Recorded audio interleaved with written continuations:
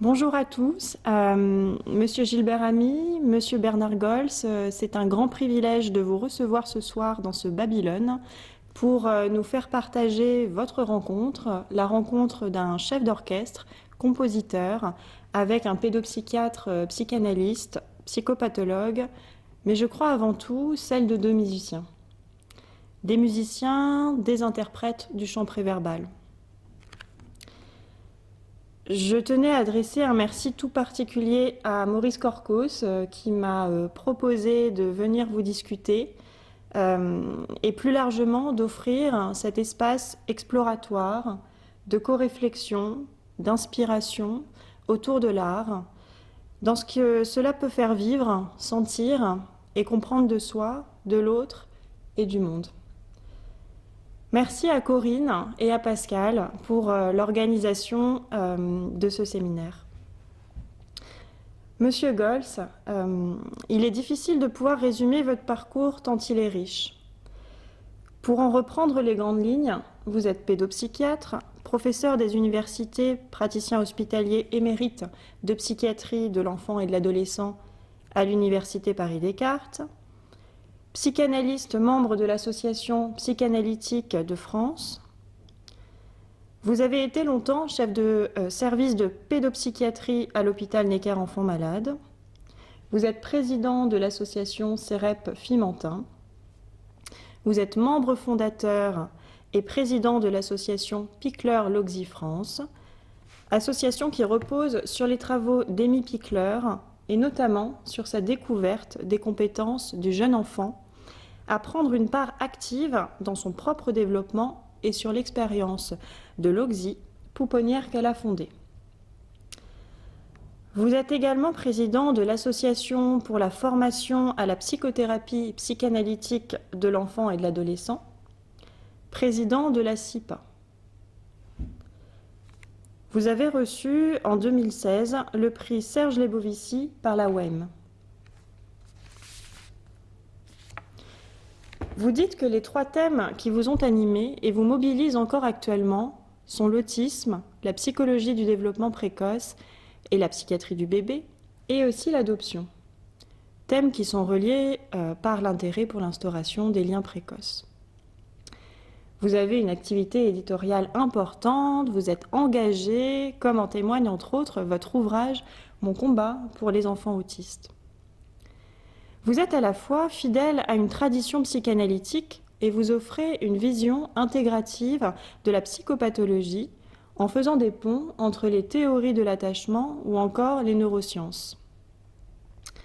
Pour citer quelques ouvrages qui m'ont notamment accompagné depuis le début de mon internat et encore aujourd'hui dans la réflexion autour de cette clinique inspirante de la périnatalité, je dirais L'être bébé aux éditions PUF, Le développement psychique précoce de la conception au langage avec Marie-Rose Moreau, aux éditions Elsevier-Masson, Le bébé, la sensorialité et la créativité avec Victor Guerra, aux éditions PUF, Le bébé, du sentiment d'être au sentiment d'exister, aux éditions RS. Monsieur Ami, vous êtes ce qu'on pourrait appeler un musicien complet. Vous avez traversé tous les champs d'action de la vie musicale française depuis les années 1950. Vous êtes d'abord interprète, instrumentiste, puis chef d'orchestre avec un répertoire très différencié. Programmateur, directeur musical, puis directeur de conservatoire. Vous avez commencé par de brillantes études au Conservatoire de Paris. Vous avez rencontré Pierre Boulez, une rencontre, je crois, déterminante dans votre carrière. Il vous transmet en 1967 la succession de son poste au directeur au domaine musical.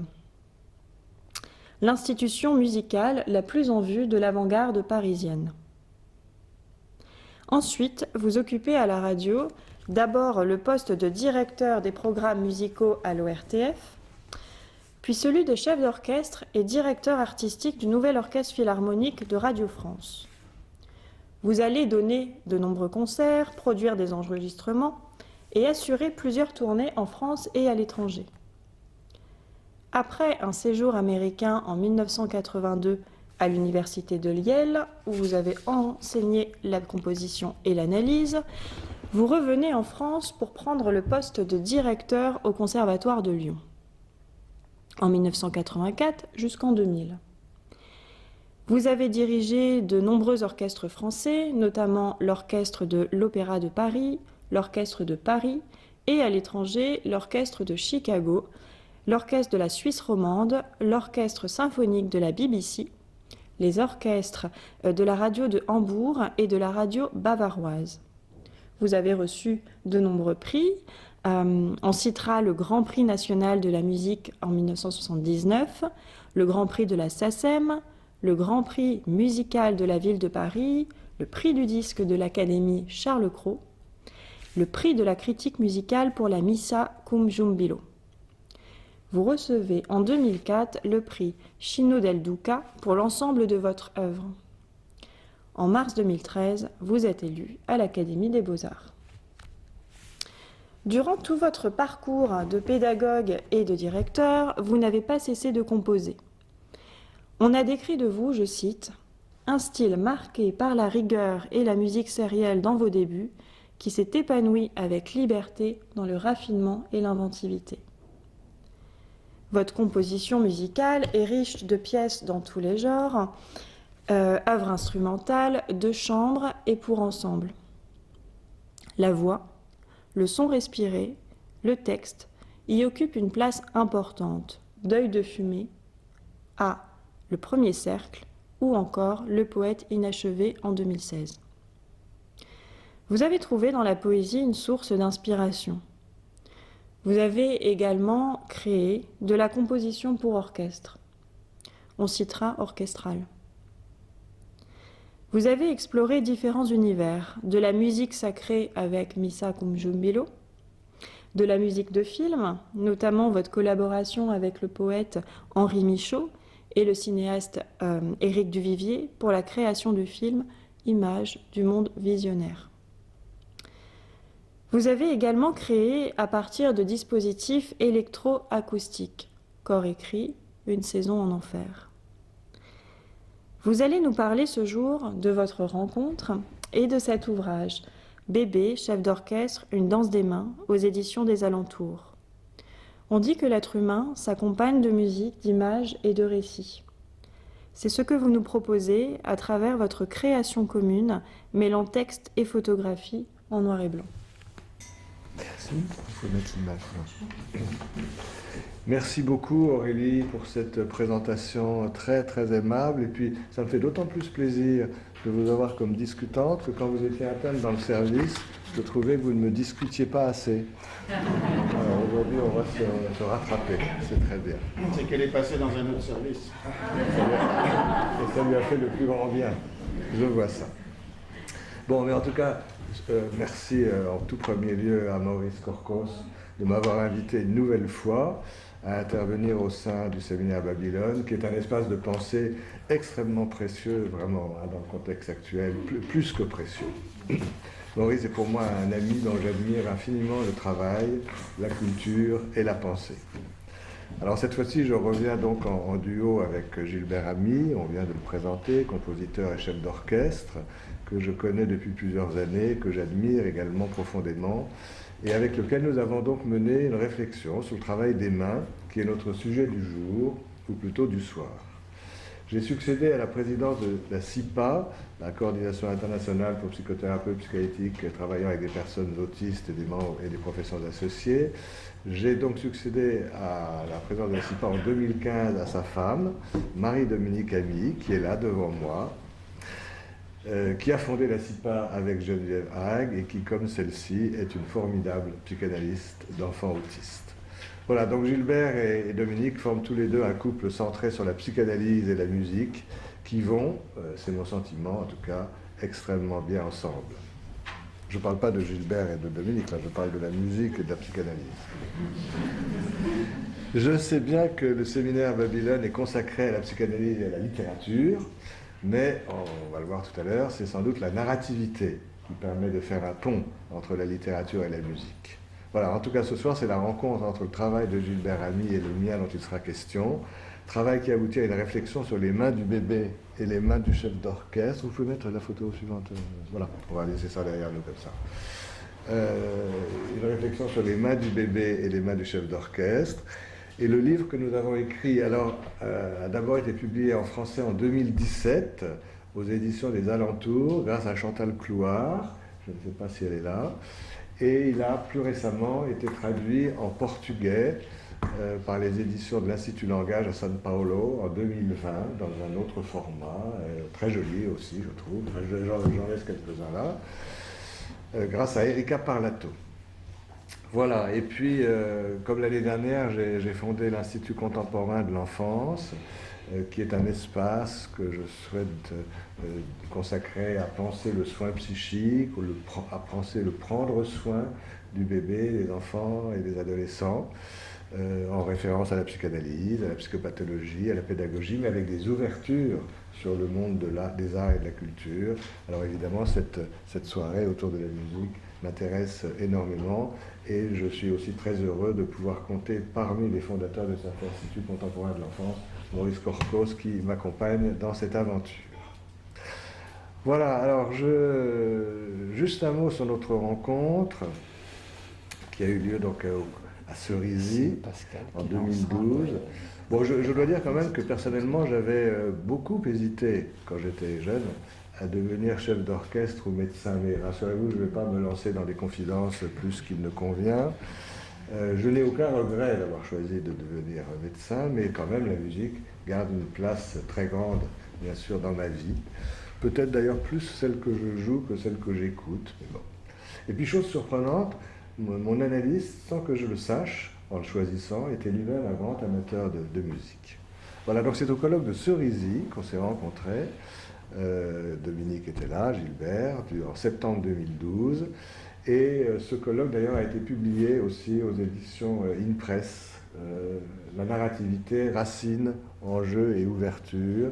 Il y a des textes, il y a un texte de Gilbert Ami en particulier. Et moi j'avais été absolument émerveillé, enfin je ne sais pas si vous connaissez un petit peu le fonctionnement des colloques de Cerisy, mais il y a les séances de travail dans la journée, mais il y a aussi les soirées, le soir, peut-être pas au coin du feu, mais dans le grenier, plutôt, dans le grenier du château. Et il y avait eu une très très belle soirée où Gilbert Ami nous avait parlé d'un travail, il va en parler maintenant, qu'il avait fait à propos d'une lettre de Rilke, qui avait visité l'exposition de peinture et qui racontait cette exposition de peinture à une maîtresse de l'époque, sans doute, avec plusieurs tableaux. Je vais vous laisser en parler, Gilbert. Et Gilbert a composé une musique pour cette présentation qui, si possible, doit être conjointe, à la fois des tableaux qui sont racontés par la lettre étant lue par un acteur ou une actrice, et la musique de Gilbert qui vient se placer sur cet ensemble. Voilà, donc je vous laisse peut-être parler de ce premier point. Entendu. Bonsoir à tous et à toutes, il faut dire. Oui, donc mon propos ce soir, de la manière la plus succincte, est de vous présenter ce travail, un fragment de ce travail que j'ai réalisé autour du poète Rilke, qui, comme l'indiquait Bernard Gols, a passé une grande partie de sa vie, qui n'était pas très longue, à correspondre avec des dames en général, mais pas seulement. La première intervention que je vous proposerai était une lettre à Rodin, écrite dans un français parfait, comme on pouvait l'imaginer à l'époque, de la part d'un Allemand ou Tchèque, enfin, je ne sais pas très bien comment on le classe dans la Mitteleuropa. Donc, j'ai parlé de Rilke, le prétexte se trouve dans la correspondance ayant trait à la peinture. De ce corpus important, dont font partie les fameuses lettres sur Cézanne, j'avais extrait quelques fragments descriptifs ou spéculatifs consacrés au Gréco, à Cézanne, à Picasso, Et j'ajoutais une brève réflexion concernant l'apparition de l'art abstrait, entre guillemets, il n'était pas question d'art abstrait à l'époque, que Rilke croit déceler dans le travail de Paul Klee, la disparition, ce qu'il appelle la disparition du sujet. L'idée était de combiner une forme musicale autonome, en l'occurrence des variations, précédée par une sorte d'ouverture, une trada en forme de générique, avec une diction pure et simple de ces extraits de correspondance, d'où le titre écrit au pluriel sur toile au pluriel. La problématique pouvait se résumer ainsi. Comment accompagner ou entourer un texte dit par une musique non illustrative, mais commentatrice, gardant sa propre logique, son indépendance, une sorte de gageure. Je procédais tout d'abord à une sélection et un découpage des textes. Il faut dire que cette correspondance est extrêmement importante, elle occupe un très gros volume folio, et donc on a l'embarras du choix.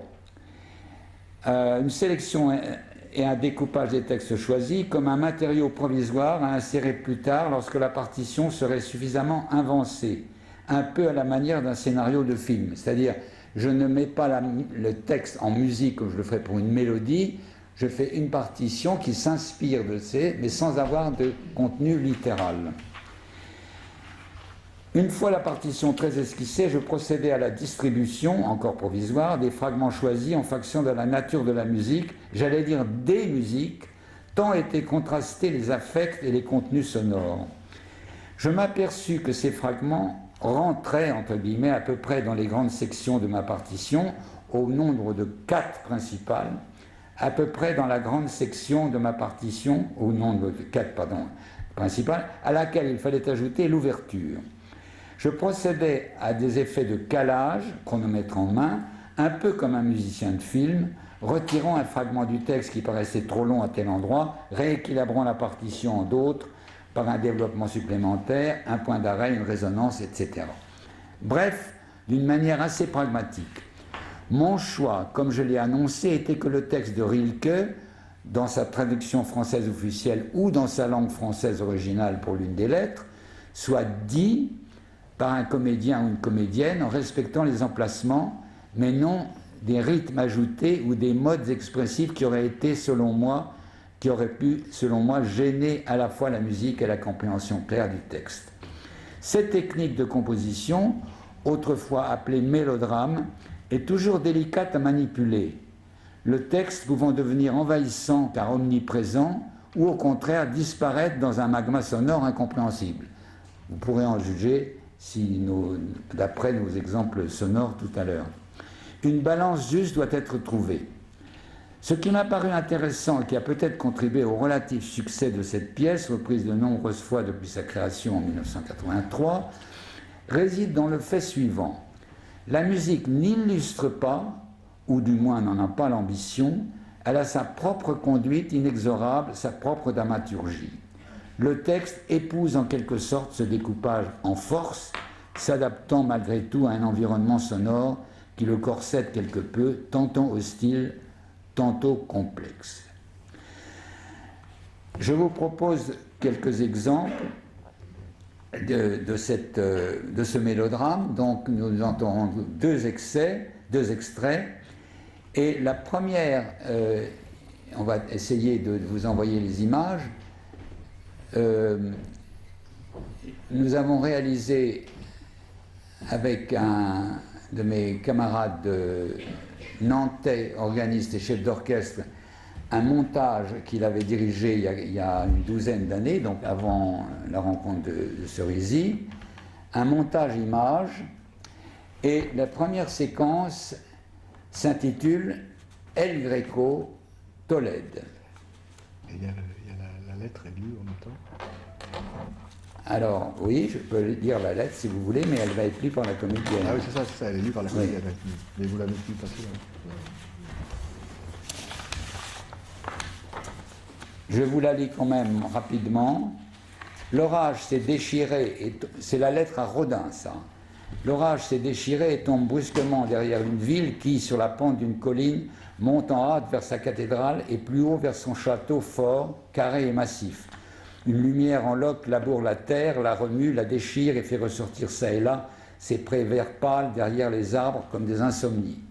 Un fleuve étroit sort sans mouvement de l'amas de collines et menace terriblement de son bleu noir et nocturne les flammes vertes des buissons. La ville épouvantée et en sursaut se dresse dans un dernier effort comme pour percer l'angoisse de l'atmosphère. C'est un magnifique extrait de lettre qui avait une dynamique vraiment typiquement musicale, comme on peut le trouver chez Rilke, avec un souffle absolument époustouflant. Donc ça, El Greco Tolède. Alors, vous voyez là... Alors, pour ceux qui connaissent bien la peinture, apparemment, cette toile était au Louvre à l'époque. Et c'est lors d'une visite au Louvre qu'il avait... Je crois qu'elle n'est plus au Louvre maintenant, je ne sais pas très bien où elle est. Je n'ai pas pu la localiser. Donc, Tolède. Est-ce qu'on peut entendre la musique de Tolède ?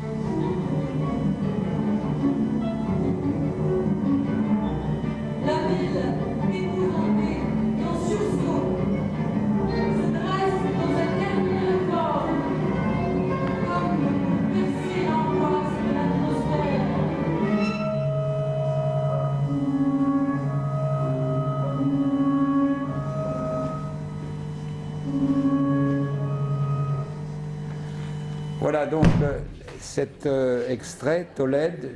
Désolé, la transmission n'est pas de très bonne qualité. On a fait ce qu'on a pu, mais voilà.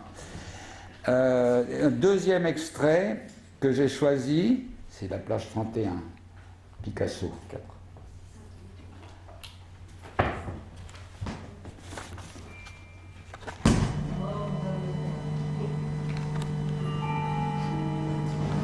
Une seconde. Est-ce qu'on pourrait le projeter à l'écran? L'image de Picasso. Arrêtez. C'est la plage. C'est la plage 21.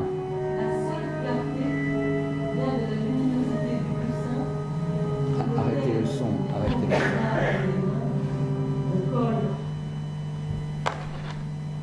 Plage 21. Continuez encore. Voilà. Non, c'est Cézanne. Continuez.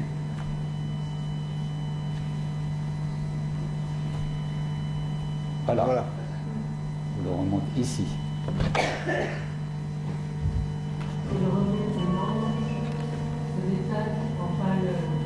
Une seconde, je présente le tableau. Arrêtez là. Faut arrêter le son. Ça là. fait rien, ça fait rien. Ouais. Alors, je vous lis quand même le texte parce que c'est difficile à suivre. Pierrot, c'est un tableau de 1905 ou 6. Pierrot, dans les tons gris, du gris des toiles d'araignée, est allongé sur une couche bleue opalin. La seule clarté vient de la luminosité du coussin sur lequel les tons du visage et des mains, le col et le revers des manches se détachent en pâleur de 2 nuances différentes. Je ne le lis pas en entier parce que ça va être un petit peu redondant. Il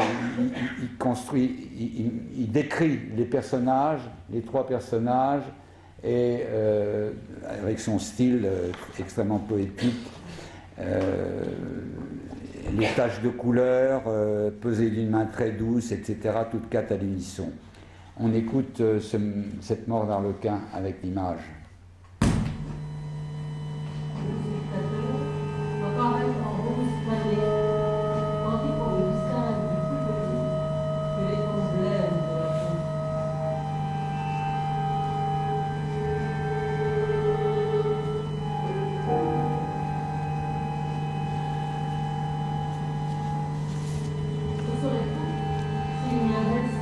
C'est vraiment une catastrophe. C'est vraiment une catastrophe. Je suis effondré. Bon, écoutez, c'est trop mauvais. On peut pas continuer là. Je suis désolé. C'est trop mauvais comme son. Je suis désolé, on a fait ce qu'on a pu, mais les conditions ne sont pas réunies. Donc, je vais continuer à parler, mais on ne peut pas écouter la musique vraiment. Bref, d'une manière assez pragmatique, mon choix, comme je l'ai annoncé, était que le texte de Rilke, dans sa traduction française officielle ou dans sa langue française originale, pour l'une des lettres, soit dit par un comédien ou une comédienne en respectant les emplacements, mais non des rythmes ajoutés ou des modes expressifs qui auraient, selon moi, gêné à la fois la musique et la compréhension du texte. Cette technique de composition, autrefois appelée mélodrame, est toujours délicate à manipuler, le texte pouvant devenir envahissant car omniprésent, ou au contraire disparaître dans un magma sonore incompréhensible. Une balance juste doit être trouvée. Ce qui m'a intéressé et qui a peut-être contribué... Ah mais j'ai déjà lu ça tout à l'heure, désolé. Un mot sur les textes, pour terminer, tirés, comme je l'ai indiqué, d'une correspondance de Rilke. Ce sont des descriptions minutieuses de tableaux observés par l'auteur en galerie ou en musée.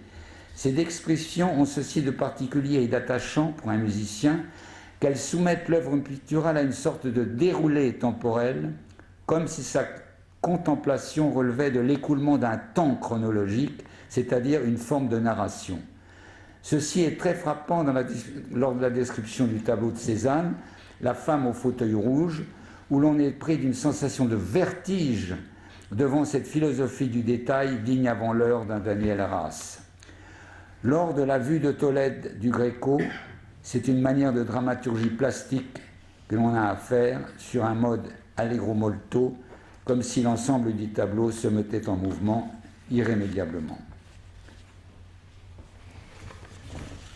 Merci beaucoup, Gilbert. Effectivement, on n'est pas tout à fait bien servi par la technique, mais bon, c'est la vie comme elle est. Voilà, ça c'est la première partie de ce qu'on voulait dire, parce que je trouve que là, on avance dans la question de la narrativité musicale sur laquelle Gilbert reviendra tout à l'heure. Moi, ce qui m'avait vraiment intéressé dans cette conjonction entre le texte des lettres, les tableaux et la composition musicale de Gilbert, c'est que ça pose la question de la nature de la narrativité musicale. Je mets de côté à part la musique à visée illustrative, qui est tout à fait autre. Et là, bien sûr, la narrativité picturale est une narrativité qui concerne des contenus, la narrativité du texte également. Et moi, ce qui m'avait intéressé dans cette présentation, c'est que la narrativité musicale ne me semble pas concerner les contenus, mais plutôt les processus. C'est-à-dire les processus de jonction, en particulier, entre les mots et les images. Enfin, en tout cas, c'est comme ça que moi, j'avais ressenti cette chose-là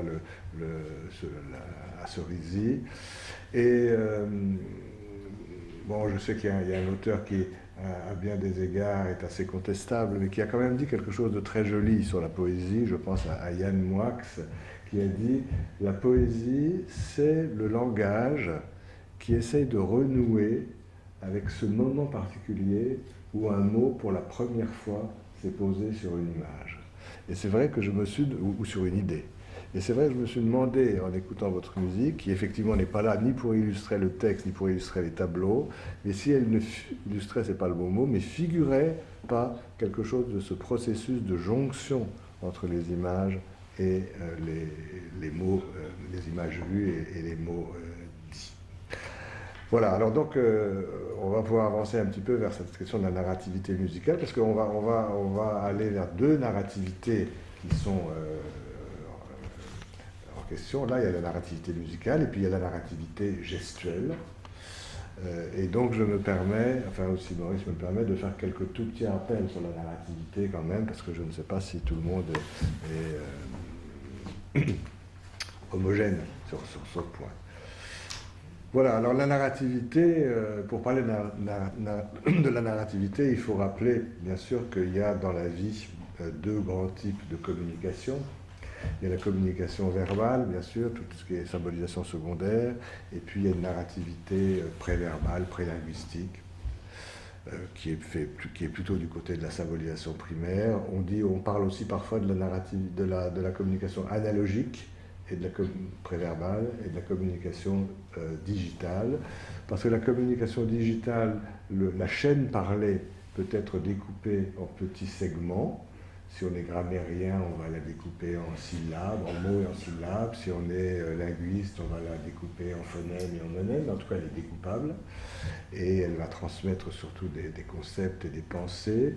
La communication analogique, elle, n'est pas découpable. Par exemple, un sourire ne se découpe pas. Un sourire, c'est à prendre en entier ou pas. On peut pas.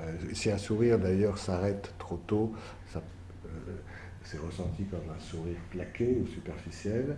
Et ce qui est analogique, pour que le sourire fonctionne, pour que le sourire soit juste, pour qu'une mimie, pour qu'une expression faciale, pour qu'une communication préverbale soit juste, il n'y a pas d'appareil de mesure pour ça, c'est clinique. Il faut que la courbe du sourire, si vous me suivez, soit quelque part analogique à la courbe affective du sentiment qui est derrière, de l'émotion qui est derrière. Il faut qu'il y ait une espèce de rapport analogique entre la dynamique de l'affect et la dynamique de l'expression faciale.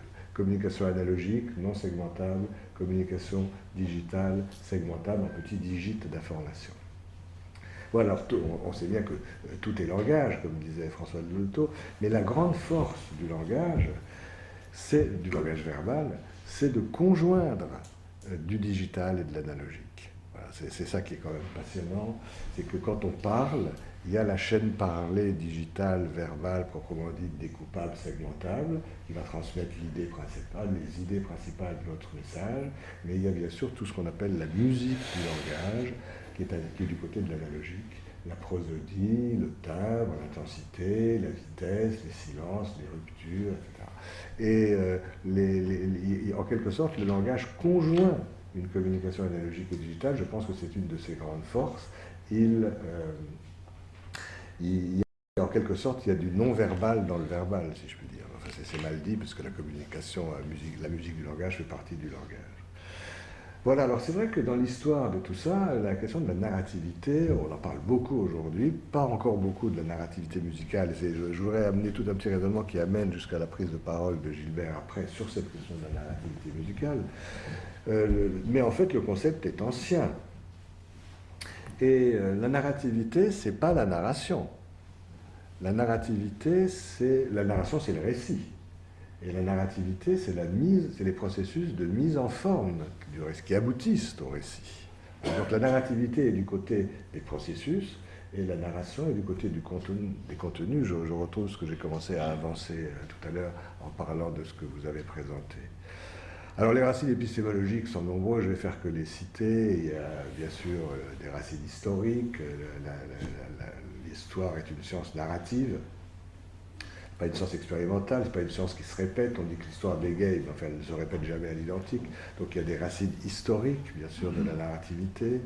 Il y a des racines littéraires, linguistiques, sociolinguistiques, tout le monde le sait.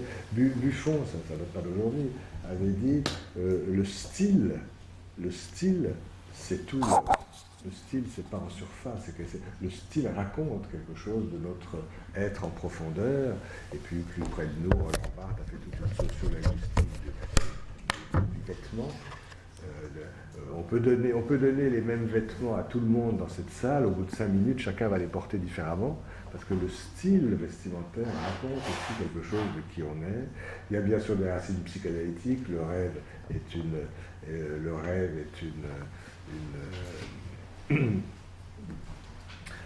le rêve est un récit, une mise en récit. Le roman moderne a bien sûr essayé de s'inspirer de cette narrativité particulière. Et tout ça, finalement, pour en arriver à des racines philosophiques également. Et on pense à Paul Ricoeur, qui dit que l'identité humaine est une identité fondamentalement narrative. Ce qui serait spécifiquement humain, c'est la capacité de se raconter, de raconter à l'autre, de se raconter à soi-même. Je ne sais pas si c'est ce qui est spécifiquement humain, c'est toujours difficile d'en décider. Mais enfin, Paul Ricoeur a beaucoup étudié la narrativité et ses empêchements, et notamment dans un livre très magnifique, Soi-même comme un autre. Voilà, alors ce qui est intéressant avec le bébé, puisque Maurice Corcos m'a quand même donné la tâche de continuer à séduire Aurélie. Ce qui est intéressant avec le bébé, c'est qu'aujourd'hui on parle beaucoup de la narrativité du bébé, qui en fait reprend et articule toutes ces racines épistémologiques plus anciennes que la psychiatrie du bébé. Le bébé va co-construire une narrativité avec les adultes qui en prennent soin. Et on est dans des narrativités au début qui sont très élémentaires, sensorielles. Dans la musique, il y a aussi de la sensorialité, bien évidemment. Mais dès qu'il y a une mise en lien d'un certain nombre de sensations, il peut y avoir une forme de narrativité. Je cite souvent le livre de Daniel Stern, Le journal d'un bébé. Daniel Stern est mort il y a quelques années, mais il avait une capacité incroyable de se mettre dans les sensations, dans la peau, dans le regard, dans le vécu d'un bébé, enfin grâce à ses parties infantiles personnelles sans doute. Enfin, il avait une capacité non seulement de se mettre dans la peau du bébé, mais de nous le restituer avec des mots d'adulte. Et rappelez-vous, dans le journal d'un bébé, enfin, il y a un exemple qui m'avait beaucoup frappé, vraiment d'une ébauche de narrativité sensorielle. Et c'est une question que je poserai à Gilbert. Je me demande s'il n'y a pas des choses de ce type-là dans la narrativité musicale aussi, même si c'est plus complexe. Il donnait l'exemple d'un bébé qui, par exemple, danse le matin et dans son berceau, et il y a un rayon de lumière qui passe sur sa couette, il le voit, il l'inscrit dans sa mémoire, et il a une petite trace visuelle. À midi, on prépare un repas, il y a des odeurs de cuisine, enfin quelque chose de différent. Il le remarque, il l'inscrit dans sa tête, petite trace olfactive. Le soir, même bébé, même maison, les parents reviennent, les frères et sœurs reviennent, enfin il y a des bruits le soir qui ne sont pas les mêmes que les bruits du matin ou du midi. Il le remarque, il l'inscrit dans sa tête, petite trace auditive dans cet exemple. Trace visuelle, trace olfactive, trace auditive. Et Daniel Stern pose une question que quand on est adulte et névrotico-normal, on ne se pose plus. Mais en se remettant dans la peau du bébé, dans ce livre, il pose la question, mais qu'est-ce qui fait qu'un bébé, un jour, va pouvoir... Parce que ces trois expériences pourraient rester disjointes. Qu'est-ce qui fait qu'un bébé, un jour, va pouvoir se dire, la trace visuelle, la trace olfactive, la trace auditive, tout ça, c'est ma vie. Tout ça, c'est moi. C'est une question assez émouvante et à laquelle on ne pense pas quand on est dans l'après-coup de tout ça. Mais quand on est un bébé, la question c'est de faire des liens et de faire raconter quelque chose à ces liens entre des sensations très élémentaires. Voilà, donc racines épistémologiques vraiment variées, historiques, littéraires, linguistiques, sociolinguistiques, psychanalytiques, finalement philosophiques, et tout ça est en quelque sorte est remis un peu en articulation par tout ce qu'on dit aujourd'hui à propos du bébé.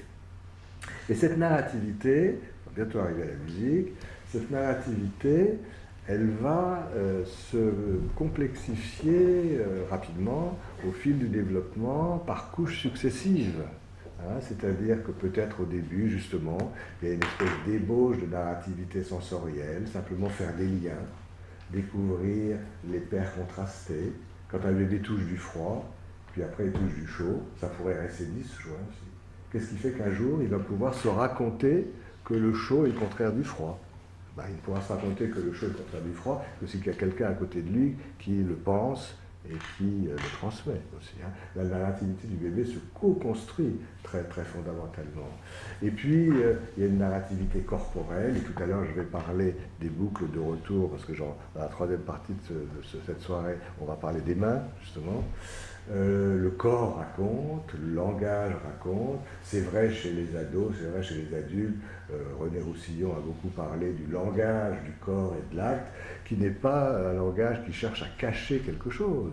Il peut y avoir des mises en acte ou des mises en corps qui sont du côté de la défense et du refoulement, mais il y a aussi tout un langage du corps et de l'acte, même chez les adolescents qui ont acquis le langage, mais qui veulent continuer à dire par le canal du corps et de l'acte des choses qui se sont passées à une époque où ils n'avaient pas encore le langage.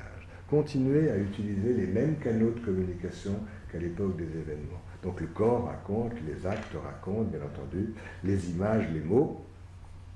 Et pour tout ça, encore une fois, le bébé a absolument besoin de l'autre pour co-construire cette mise en forme, cette mise en récit, qui renvoie toujours à la question des liens.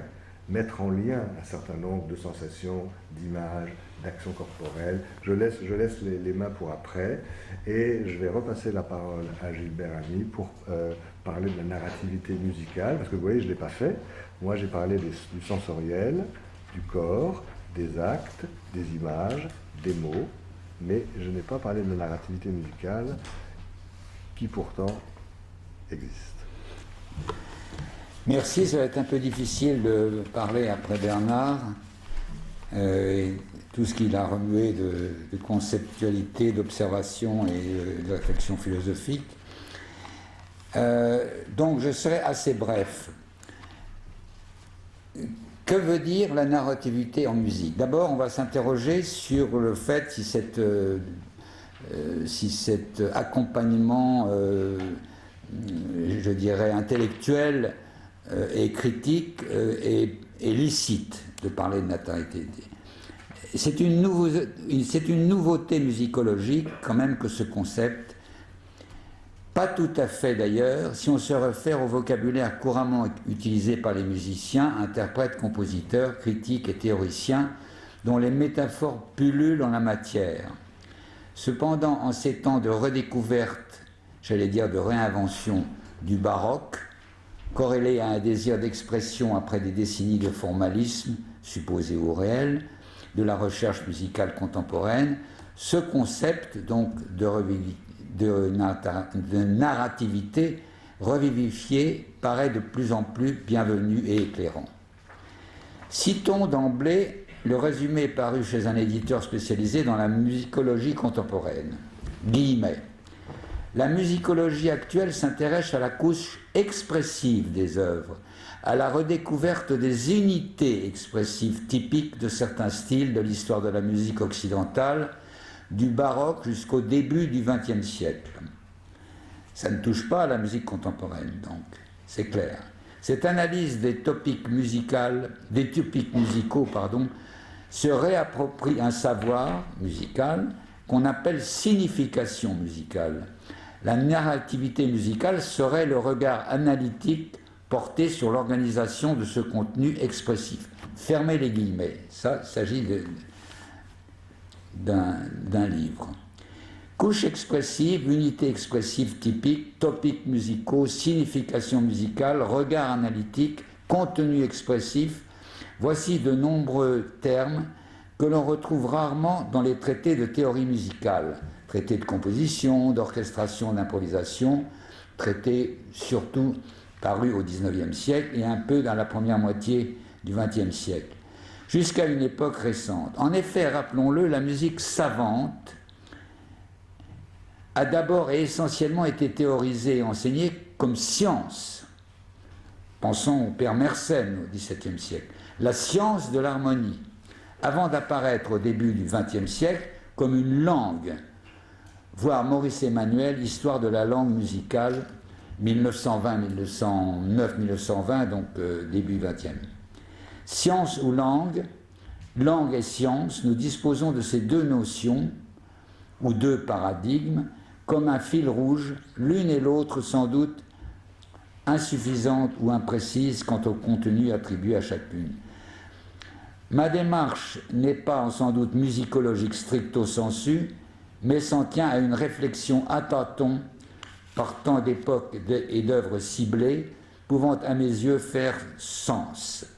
Une démarche de compositeur plutôt que d'analyste strict et historicisant, intuition plutôt que déduction, suivant par là l'enseignement reçu dans les années 50 de mon maître Olivier Messiaen.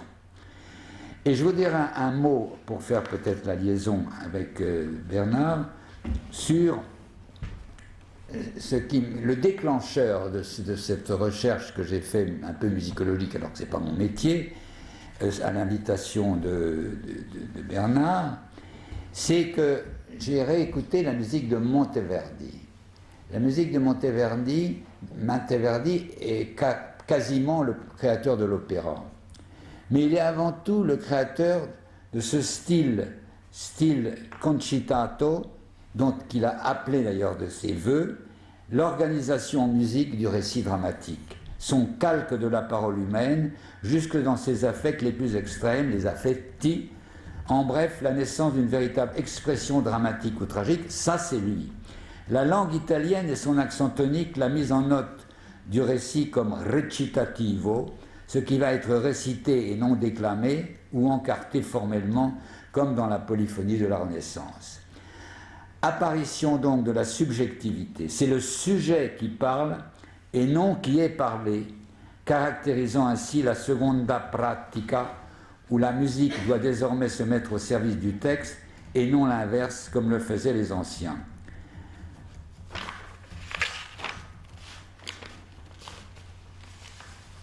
Alors, ce qui est intéressant, c'est de citer Monteverdi dans le texte. Il avait conscience qu'il était très novateur.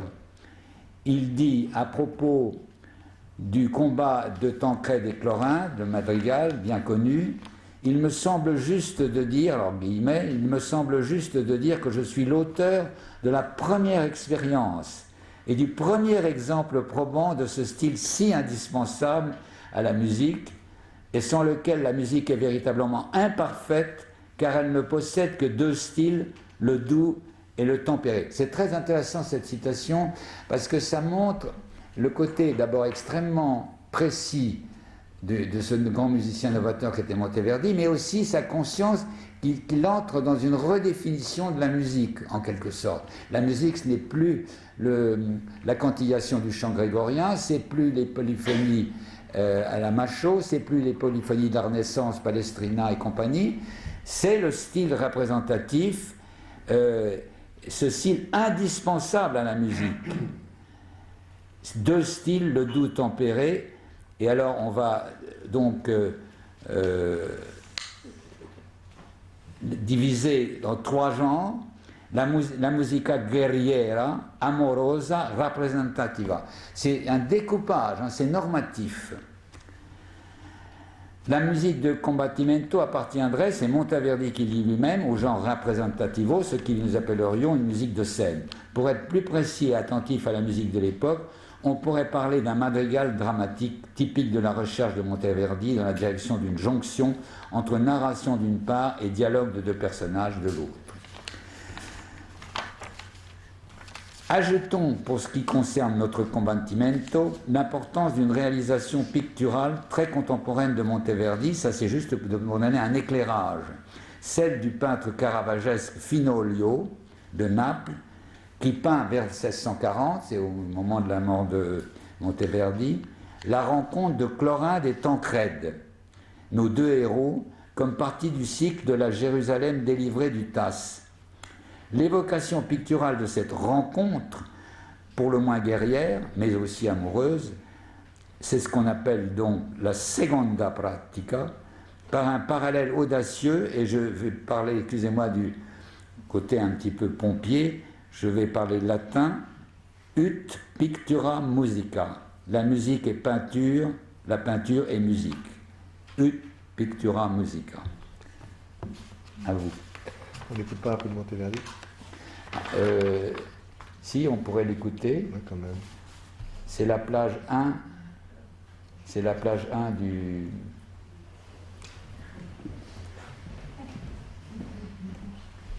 Ce sera juste l'introduction du... Oui, quand même, ça met... C'est...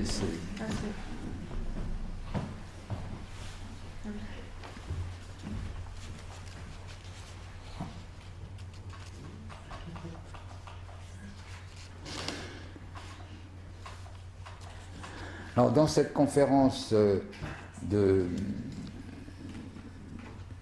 Rappelez-moi le nom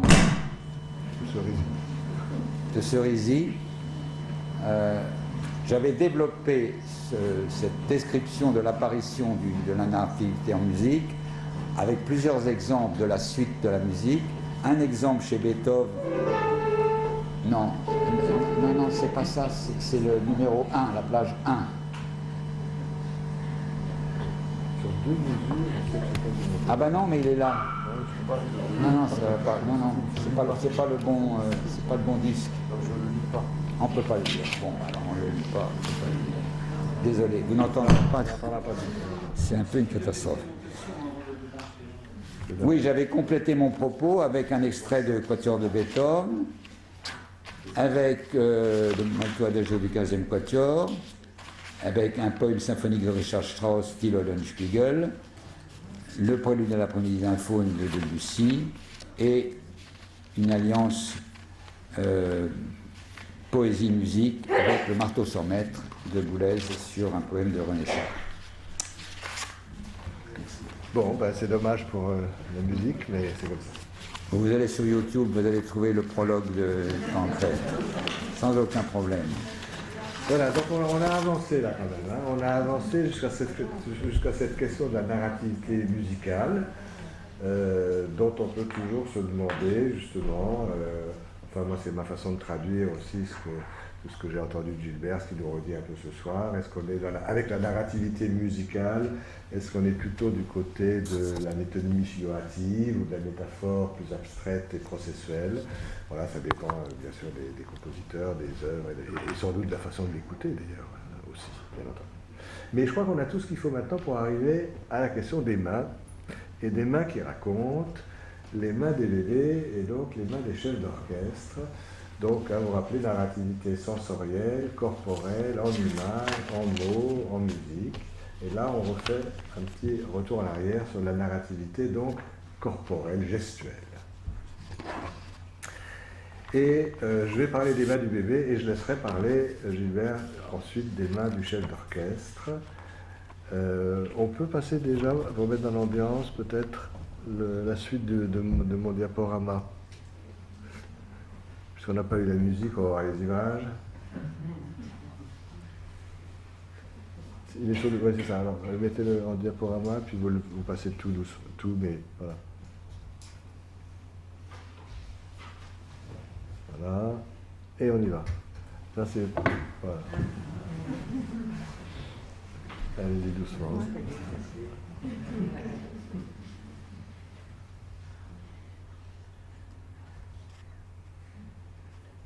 Ça, ce sont les mains de Gilbert. Pas celle-là.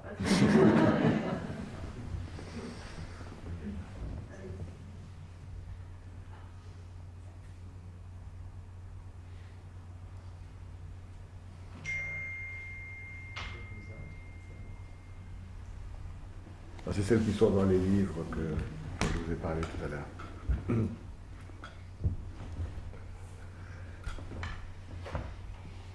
Voilà, donc le thème des mains qui racontent.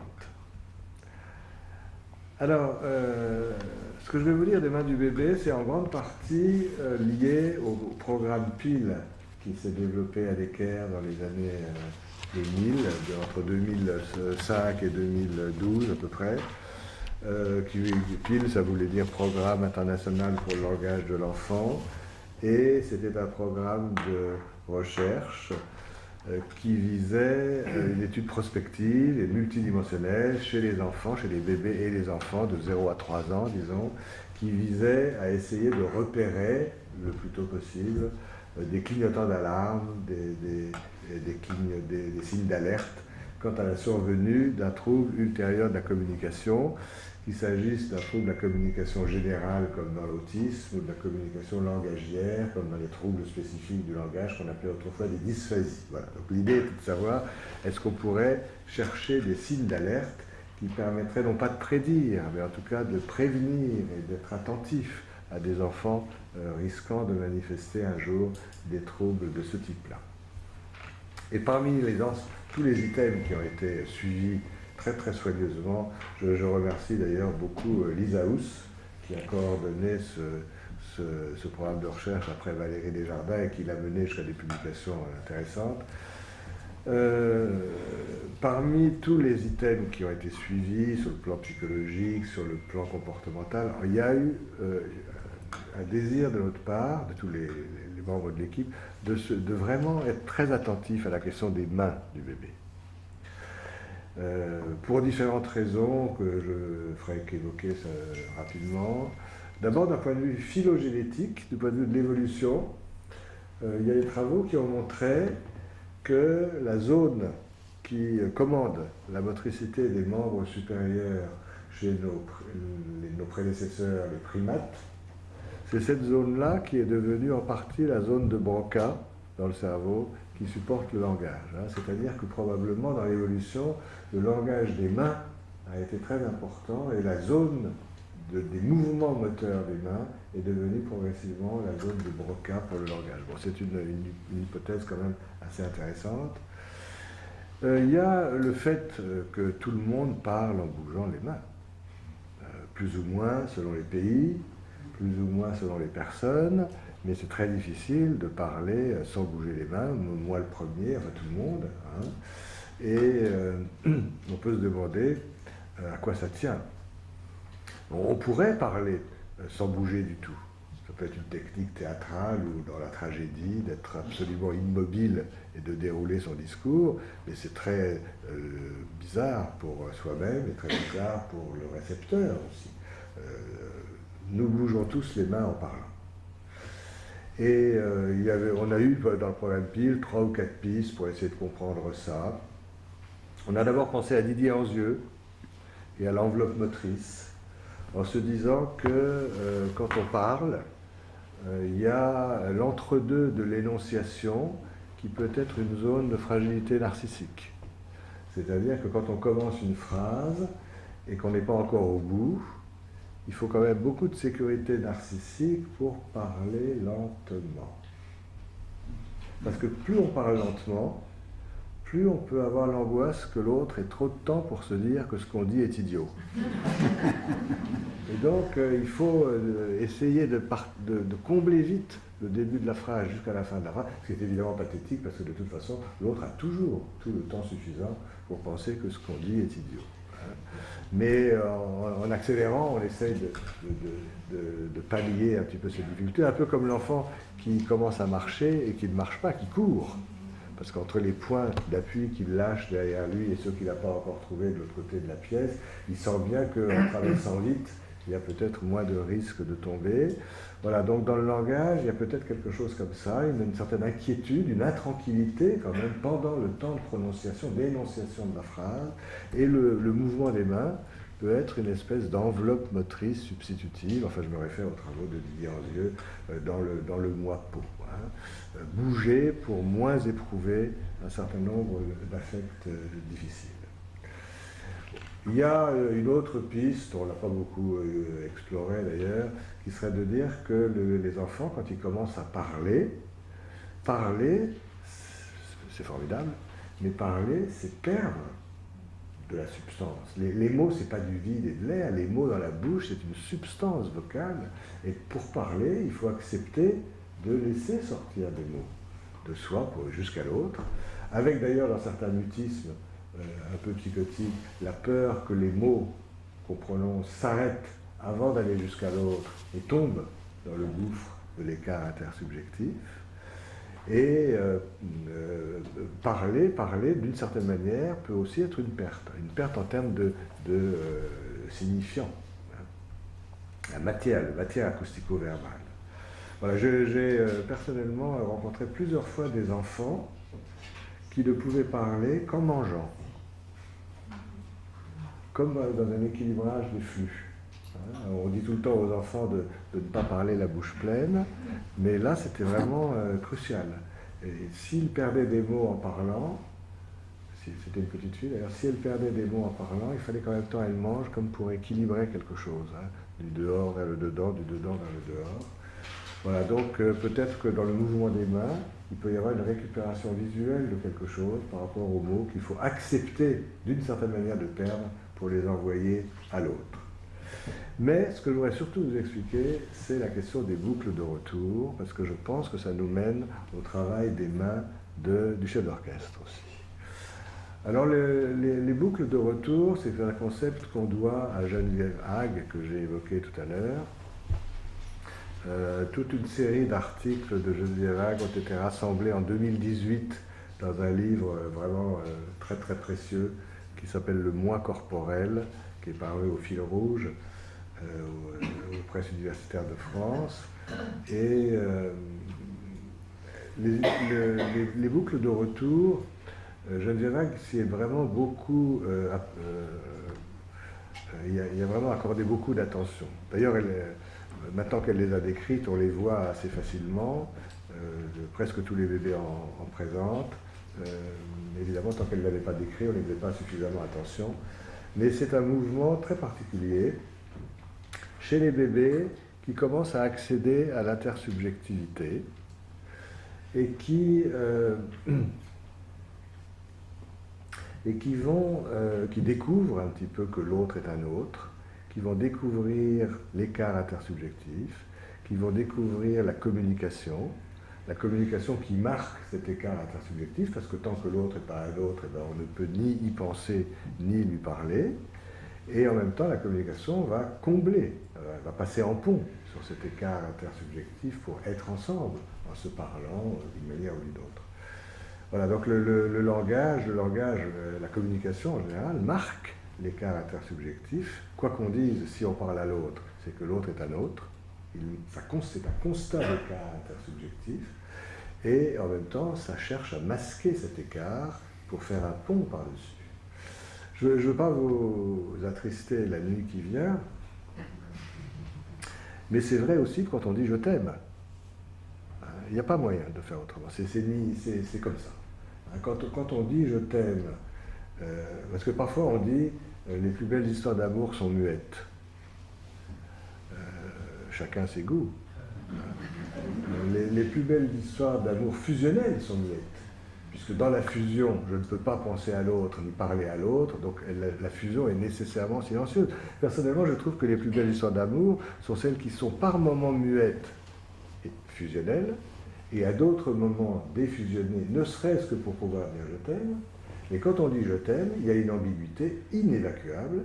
On dit je t'aime en rêvant de fusion physique ou psychique, mais le fait qu'on dise je t'aime à l'autre prouve que l'autre est un autre que moi, et que donc moi et l'autre, c'est pas pareil. Bon. Il faut quand même continuer à dire je t'aime, mais il ne faut pas se méprendre sur l'ambiguïté dont le je t'aime est porteur. Voilà, alors je reviens aux boucles de retour. Quand les bébés commencent à accéder à l'intersubjectivité, à ressentir que l'autre est un autre, que la mère est autre que lui, que le père est autre que lui, l'adulte, l'autre, eh bien, il y a des modèles différents, il y a des bébés différents, je ne vais pas donner un calendrier précis, mais au cours des premiers mois, le bébé va accéder à cette intersubjectivité. Et Geneviève Hague a décrit des moments où il vient de se passer un moment merveilleux entre le bébé et l'adulte, un bon moment, un moment interactif harmonieux. Et le bébé est encore quasiment dans les bras de la mère, on va prendre cet exemple-là, il est encore dans les bras de la mère, on est juste après ce moment harmonieux qui vient de se passer, et le bébé, si on regarde bien, alors chacun à sa manière, c'est plus ou moins marqué évidemment, mais il va faire ce petit mouvement qui part de lui, qui va vers l'autre et qui revient. Petite boucle qui revient, boucle de retour. Geneva a donné ce nom-là. Et Geneviève, c'est une interprétation évidemment professionnelle, là, non pas parentale, mais professionnelle, a pensé qu'avec ce petit mouvement-là, qu'on a beaucoup tous quand on parle, hein, c'est comme, elle dit, c'est comme si le bébé voulait, dans son petit théâtre corporel, comportemental, comme s'il voulait nous montrer.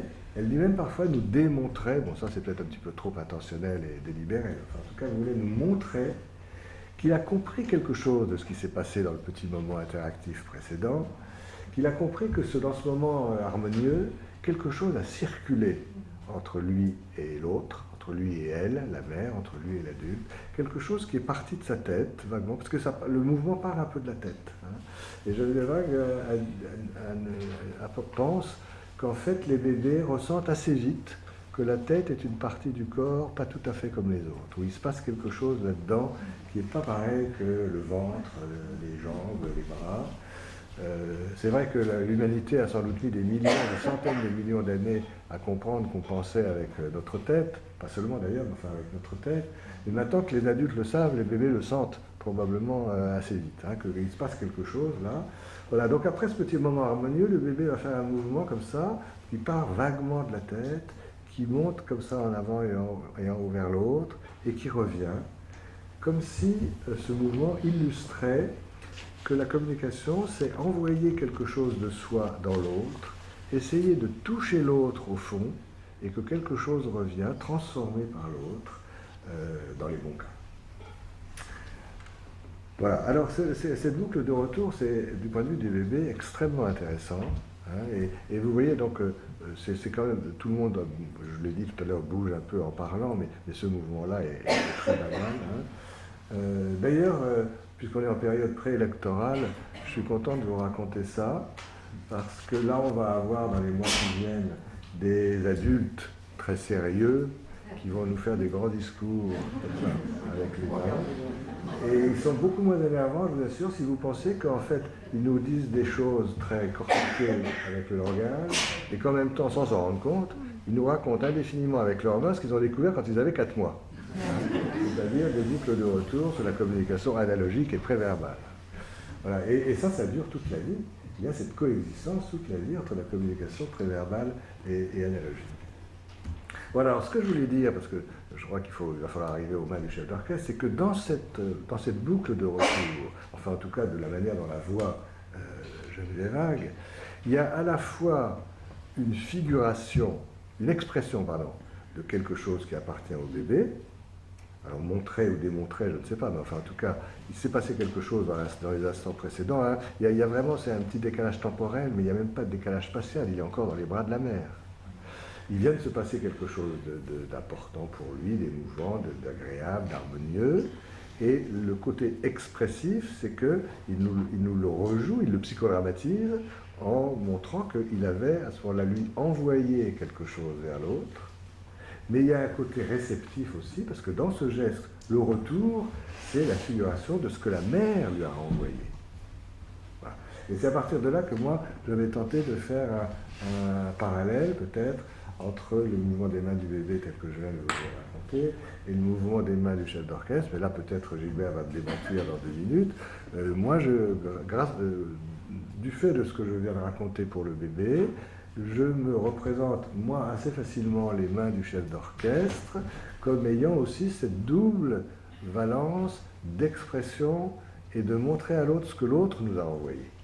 C'est-à-dire qu'on envoie quelque chose vers l'autre, le bébé vers la mère, peut-être le chef d'orchestre vers ses musiciens, mais il faut aussi figurer ce que la mère a renvoyé au bébé et ce que peut-être les musiciens vous ont renvoyé à vous. Vous me direz si pour vous c'est plausible ou pas plausible, mais en tout cas, moi, c'est le parallèle que j'ai eu envie de faire. Et puis, un dernier mot, et je repasse la parole, Gilbert, c'est à propos de, puisque je viens d'accrocher la question des boucles de retour à l'accès à l'intersubjectivité, à la découverte que l'autre est un autre. Dans ce programme PIL, on était arrivé à 3 espèces d'axiomes qui me sont toujours très utiles d'ailleurs, donc je vous les donne. Ce pas des axiomes parce que c'était plutôt des points d'arrivée que des points de départ d'ailleurs, enfin à 3 idées forces en tout cas. Pas de communication possible, ni générale ni langagière, sans accès à l'intersubjectivité, parce que c'est l'intersubjectivité qui nous permet de ressentir l'autre comme un autre. Hein. Si les enfants autistes ne parlent pas, ce n'est pas une question de lèvres, de bouche ou de frein de la langue. C'est parce que pour parler à l'autre, il faut d'abord que l'autre soit suffisamment stabilisé dans mon esprit. Voilà, donc pas de communication langagière ou générale possible sans accès préalable à l'intersubjectivité. Mais il n'y a pas d'accès possible à l'intersubjectivité sans rassemblement de tous les flux sensoriels qui viennent de l'autre. Ça, c'est très important, et tout le monde est d'accord là-dessus. C'est suffisamment rare pour qu'on le pointe. Les psychanalystes sont d'accord avec le mentellement de Donald Menzer, et les cognitivistes sont d'accord avec la comodalisation. Pour ressentir que l'autre est un autre, il faut arriver à prendre ensemble, par petits moments courts pour le bébé, tout ce qui vient de l'autre.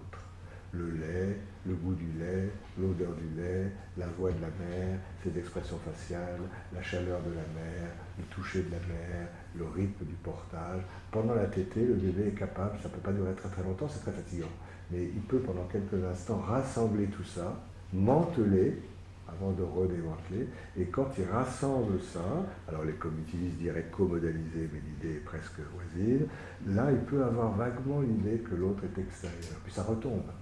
C'est pas permanent tout de suite au début. Et troisième idée forte, pour pouvoir rassembler les différents flux sensoriels qui viennent de l'autre, eh bien, il faut pouvoir les mettre en rythme suffisamment synchrone, et j'en arrive au bébé chef d'orchestre. C'est-à-dire que pour pouvoir rassembler les flux sensoriels qui viennent de l'autre, il faut pouvoir les segmenter, non, ce serait trop dire, mais les moduler, les mettre en rythme suffisamment synchrone. Aujourd'hui, on sait très bien que ça peut se faire au niveau central, ça peut se faire au niveau périphérique, et ça peut se faire au niveau interactif, je vous passe tout ça. Mais pour, regardez, je passe la parole tout de suite à Gilbert, pour parler de cette modulation et de cette synchronisation des flux sensoriels, je fais ça. Je crois que c'est un geste de chef d'orchestre. Il y a ces gestes-là, et il y a ces gestes-là. Et pour moi, le bébé est un chef d'orchestre formidable des flux sensoriels de sa mère. Bravo. Pas facile de passer après. On va retomber sur Terre, là. Ah ben, le bébé est sur Terre aussi. Je commencerai par une petite anecdote sur les prises de vue que vous voyez. Donc, vous voyez mes mains, pas là, si, justement là. Quand a eu lieu cette séance de prise de vue, ça a plutôt mal commencé. Moi, j'avais préparé toute une panoplie de gestes en action, c'est-à-dire les levées, les accents, les crescendo, tout ça. Donc j'ai commencé comme ça. Et puis tout d'un coup, comment s'appelle Nicolas et vous m'ont dit « Ah mais attention, il ne faut pas que ça bouge ». Il ne faut pas que ça bouge. Je dis comment on fait pour ne pas bouger? Et c'est arrêt sur image. Donc c'est des gestes que j'ai exprimés et finalement je les ai arrêtés en plein vol. Et c'est comme ça qu'ils ont fait leur prise de vue. Mais ça partait quand même très mal. Hein. Surtout c'est-à-dire que la direction d'orchestre avec arrêt sur image, ça ne va pas. C'est sûr. Non, mais ce qui est très difficile, c'est non pas de parler tellement des mains du chef d'orchestre, mais de voir qu'est-ce qu'en définitive veut dire le mouvement du chef d'orchestre. D'abord, la musique n'est pas née avec des chefs d'orchestre. La musique s'est débrouillée très bien sans chef d'orchestre, jusqu'à peu près le premier tiers du 19e siècle. Il y avait un batteur de mesure, au pire, ou un premier violon qui donnait le tempo. La musique baroque, elle est une pulsation toujours codée, disons, avec des alternances de 3 et de 2, etc., qui sont quasiment imparables. Donc, il n'y a pas besoin d'un élément extérieur.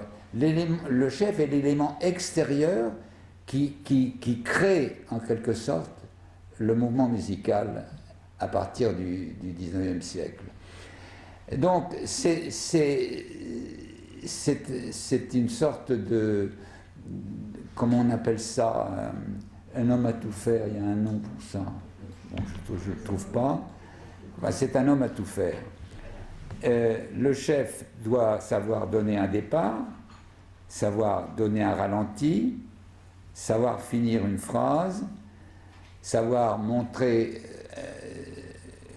accompagner en quelque sorte un crescendo, une augmentation du son, accompagner une diminution du son, et tout en restant complètement neutre, je veux dire neutre, en n'imposant pas une gesticulation.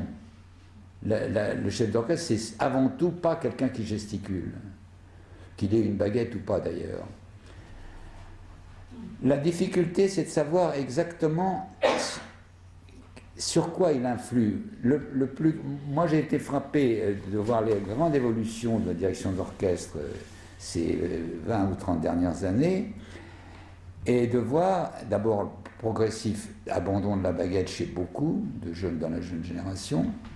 La baguette, c'est dans la tradition allemande et russe, surtout allemande d'ailleurs, c'est surtout le chef d'opéra qui va chercher des chanteurs à l'autre bout de la scène, et des chœurs, etc. Donc il faut qu'il y ait la baguette. Bon, mais en même temps, la baguette n'est pas une panacée universelle, les mains sont très bien, très heureuses sans la baguette. Et ce qui est important, c'est de se rendre compte quels sont les moments stratégiques où le chef est indispensable, et surtout les moments où il ne l'est pas. Prenons par exemple, excusez-moi d'être un peu technique, un scherzo. Bon, le scherzo, pour ceux qui connaissent un peu la musique, c'est un mouvement à 3 temps, mais qui est battu à un temps. Le plus célèbre, c'est celui de la 9e symphonie, avec les fameux coups de timbale, yam palam.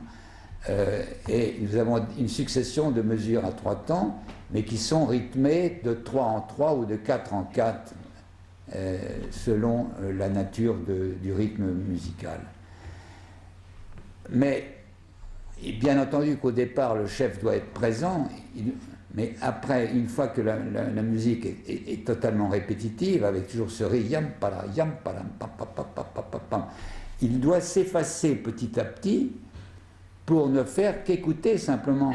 Et le seul fait que le geste des mains se transpose à l'oreille et qu'il vérifie à l'oreille que l'orchestre a pris le bon rythme, il ne faut surtout pas... Il ne réintroduira les mains que s'il y a un passage, et il doit arriver en douceur pour s'il y a un passage, ou un ralenti par exemple, ou un changement de mesure qui peut arriver. Donc la figure du chef et de ses mains, c'est pas qu'il joue, c'est que ça joue. Ce qui est en face de lui, ça joue. Et là, il y a quelque chose de mystérieux, parce que il faut bien voir une chose, souvent il y a une idée répandue comme quoi les musiciens ont l'œil rivé sur le chef d'orchestre, mais absolument pas. C'est le public qui est sur le chef d'orchestre, mais pas les musiciens. Les musiciens regardent très peu le chef. Ils le regardent pour partir ou pour s'arrêter. Ou quand il y a, disons, une transition un peu difficile, un ralenti ou un accéléré. Sinon, ils ont le nez sur leur partition et ça leur suffit à leur bonheur. Hein.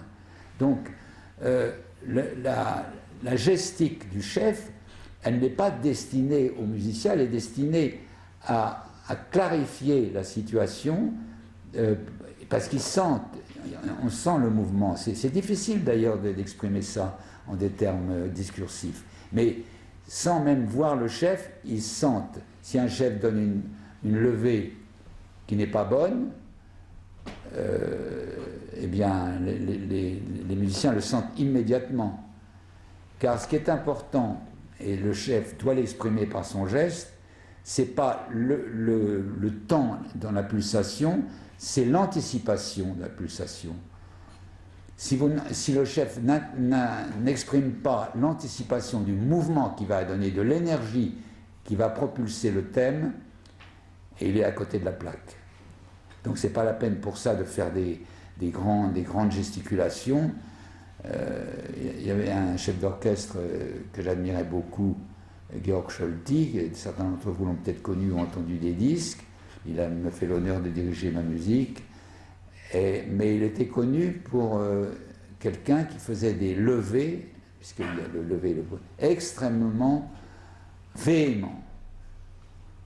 Et certains musiciens, notamment de l'orchestre français et le directeur de l'orchestre de Paris, réagissaient plutôt mal à ça, parce qu'ils trouvaient que c'était beaucoup trop expressif, beaucoup trop exagéré, beaucoup trop hypertrophié. Donc, le parallélisme avec des mains de bébé, j'avoue que ça m'échappe. Il n'y a pas de parallélisme. Ou en tout cas, il y a des rencontres peut-être, je dirais, ponctuelles, où le bébé et les mains se trouvent au même endroit et expriment quelque chose, mais je ne suis pas du tout sûr que c'est la même chose qu'ils expriment. C'est ça la question. Que ce soit exactement la même chose, je ne le pense pas non plus. Qu'est-ce qui se passe quand le musicien ne fait aucun geste? Plus fort. Il y a certains musiciens Qu'est-ce qui passe? Oui, il y a certains chefs d'orchestre qui ont fait l'expérience, qui tout d'un coup ne battent plus. Eh bien, la musique se fait, ce que je vous disais tout à l'heure, ça joue.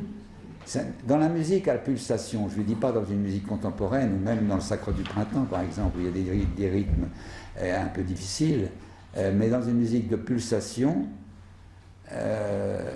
une fois que l'orchestre a pris son rythme, rien ne peut l'arrêter. Mais qu'est-ce qui se passe si ça dérive? Ah ben si ça dérive. Le chef, l'excellence du chef, c'est à reprendre, c'est un petit peu comme le sport équestre. Hein? Mais donc quand on reprend, c'est là que c'est justement ce que je voulais dire. On rentre dedans comme par effraction, on se remet en jeu. Mais le moment le plus beau, je trouve, dans la musique, c'est le moment où le chef s'arrête et il n'est qu'oreille. Et ça, c'est magnifique, parce qu'il y a une corrélation incroyablement complexe entre l'oreille du chef d'orchestre, ce qu'il ressent, le retour des musiciens qu'il ressent, et comment dirais-je, comment exprimer ça? Il y a un phénomène très complexe, c'est le retour du son et l'influence que ça va avoir sur le son suivant, ou la mesure suivante. Car le chef peut être amené à modifier ou à exagérer un geste parce qu'il a perçu quelque chose qui était un problème. Et il y a un chef qui était extraordinairement expressif pour ce genre de situation, c'est Carlos Kleiber. Carlos Kleiber, un immense chef d'orchestre, est disparu en 2004, que j'ai pas eu le plaisir de voir diriger parce qu'il dirigeait très peu en France et puis il annulait beaucoup les concerts.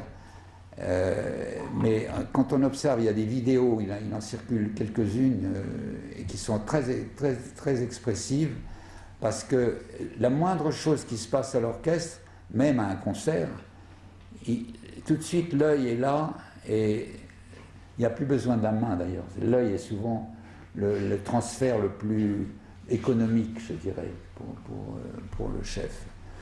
Donc, parler des mains du chef d'orchestre, c'est un phénomène, c'est très complexe. Il faut plusieurs, comment dirais-je, prises de vue, c'est le cas de le dire, et angles d'attaque pour comprendre la complexité de ce rapport entre l'expression musicale et ce que le chef apporte par sa gestique. Mais oui, bon, je ne veux pas forcer la comparaison plus que ça n'est possible, mais ce que vous venez de dire, moi, me conforte dans cette idée que je suis. C'est-à-dire que d'abord, il y a ce travail, d'abord, vous avez dit la vue et le son, donc il y a du polysensoriel, là, bien sûr. Mais quand vous dites ces moments merveilleux où le chef d'orchestre, finalement, est tout oreille et ne bouge plus. Oui. Mais au bout d'un moment, s'il y a une dérive, vous l'avez dit d'ailleurs, il va falloir reprendre les choses. Donc moi, c'est là que je trouve qu'il y a un parallèle, disons, à faire avec les boucles de retour du bébé, c'est que vous allez reprendre la direction parce que ça a dérivé d'une manière qui ne vous plaît pas, et pour le reprendre, finalement, vous les informez sur ce qui s'est passé, qui n'a pas été. Voilà, là, je crois qu'on est comme le bébé. Je ne veux pas du tout vous forcer à être un bébé, Gilbert. Je voudrais bien forcer certains bébés à être chef d'orchestre, mais je ne veux pas du tout vous imposer cette comparaison. Mais je pense que ce qui est intéressant, c'est dans le geste et l'expression et la traduction, l'expression de ce qu'on veut impulser et l'expression à l'autre de ce qui s'est passé. Oui. C'est là que je fais mon point de jour. Bon. La seule chose qu'on peut dire avec certitude, et je n'ai pas abordé ce point, mais il est très important, c'est qu'il n'y a pas vraiment de technique. On n'apprend pas la direction d'orchestre comme on apprend le violon ou la clarinette. Ça ne se passe pas comme ça. Parce que chaque individu a une manière d'exprimer la pulsation musicale, puisque le chef d'orchestre, par définition, il ne joue d'aucun instrument. Donc, il joue de tous les instruments. Et donc, c'est extrêmement complexe et il n'y a aucune... Vous pouvez bien sûr aller dans un conservatoire et faire une classe de direction d'orchestre. Vous aurez le plaisir de diriger des élèves plus ou moins forts, mais en général de bonne qualité. Et ça va être important pour vous. Mais l'histoire de, bon, on apprend à faire un 4/4, bon, je veux dire, ça va pas très loin. Quand j'étais en classe de solfège, on nous faisait mettre la main comme ça, et puis on battait 1, 2, 3, 1, 2, 3, 4, comme ça, de manière militaire. Mais c'est pas ça, le chef ne bat pas comme ça. Donc, chaque chef imprime sa gestique par sa propre personnalité et induit. Par exemple, il y a un chef, on dit toujours, le premier temps est en bas. D'ailleurs, dans le livre, je le dis. Le premier temps est en bas et la levée est en haut. Levée, Auftakt, Taktus, poser, tact en allemand. Levée. Il y a un chef d'orchestre allemand contemporain de grande valeur, s'appelle Christian Thielmann, il fait le contraire. Si vous voyez des vidéos, il en passe quelques-unes parfois chez Mezzo, il soulève la musique. Le premier temps est soulevé. Il fait ça magnifiquement, mais jamais on pourrait imaginer que c'est un geste académique. C'est le contraire du geste académique vous ne posez pas en étant en l'heure. Il ramasse le son comme si c'était une botte de foin dans ses mains.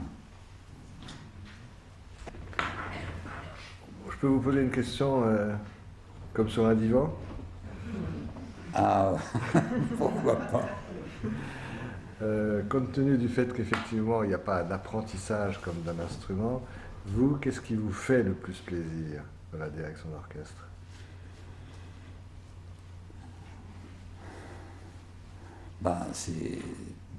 C'est d'écouter la musique qu'on fait. Oui, mais vous avez l'impression que ce qui vous fait plaisir, c'est que l'orchestre arrive à mettre en œuvre l'idée que vous avez, vous, dans votre tête, de s'approcher de l'idée que vous avez de la musique, ou votre rôle, c'est d'arriver à faire que cet orchestre-là puisse jouer la musique en fonction de ce qu'ils sont, eux. C'est complexe. Je crois que c'est la satisfaction d'écouter une musique qui correspond à ce qui est écrit et qui sonne bien, et d'arriver à ce que, comme je vous disais tout à l'heure, ça joue, sans qu'il y ait besoin de surjouer par la gestique la musique qui est écrite. Enfin, c'est pas une vraie réponse. Hein. Bon, écoutez, je crois qu'on arrive un petit peu au bout de ce dialogue. En tout cas, je pense vraiment de plus en plus que, là je m'adresse plus aux professionnels psy, que vraiment la créativité artistique a beaucoup à nous apprendre pour la créativité clinique, quand même. Et même si on n'est pas tout à fait d'accord sur tout, moi, vous m'avez beaucoup apporté. à ma réflexion et je vous en remercie. Très Merci, Bernard. sincèrement. Bravo, merci.